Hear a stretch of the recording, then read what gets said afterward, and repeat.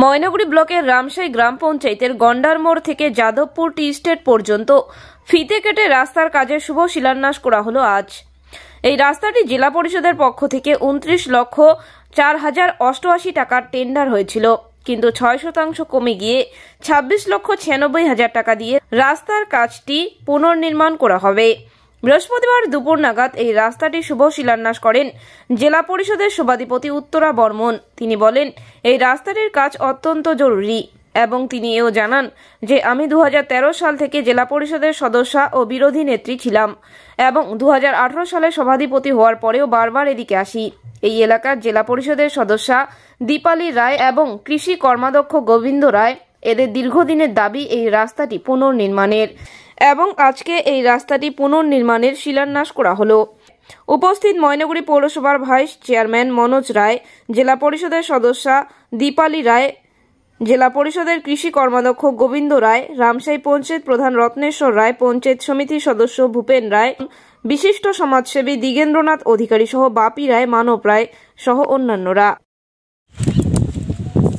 আজকে আমাদের এই রামশাই জিপি যেটা গন্ডার মোড় হইতে যাদবপুর টি স্টেট পর্যন্ত যে রাস্তার কাজে শিলান্যাস, এটা আমরা জলপাইগুড়ি জেলা পরিষদের নিজস্ব তহবিল থেকে করছি।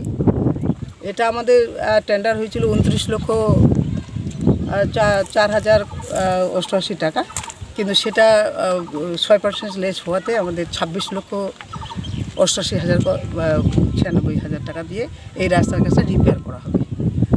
তো এই এলাকার রাস্তা কাজটা খুব জরুরি বলে আমরা মনে করেছিলাম। আমি এই রাস্তা দিয়ে প্রায় 2013 সাল থেকে, যেহেতু আমি জেলা পরিষদের সদস্যা বা বিরোধী নেত্রী ছিলাম, 2018 সালে সভাধিপতি হওয়ার পরেও বারবার এদিকে আসছিলাম আমরা। তো তাতে এই রাস্তাটা আমি আমার এই এলাকার যে কৃষি কর্মাধ্যক্ষ গোবিন্দ ভাই আছে, জেলা পরিষদের সদস্য এবং এই এলাকার সদস্য হচ্ছে দীপালি রায়, জেলা পরিষদের, তাদের একটা দাবি ছিল।